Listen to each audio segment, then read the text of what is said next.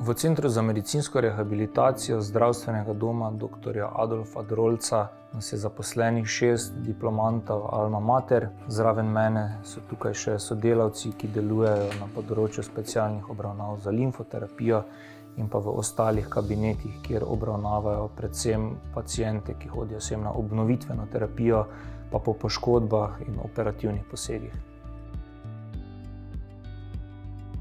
Moje delovno mesto je v osnovi enako kot delovno mesto vseh ostalih fizioterapevtov v Centru za medicinsko rehabilitacijo.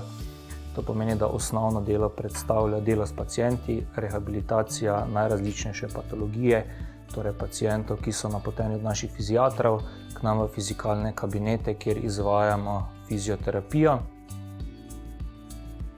Kot kolektiv pa lahko rečem, da smo se zelo dobro ujeli, da imamo vizijo razvoja in si želimo, da bomo naredili nekaj, s čimer bomo še dodatno izboljšali fizioterapevtsko obravnavo in naše zdravstvene storitve za paciente, zaradi katerih smo tudi tukaj.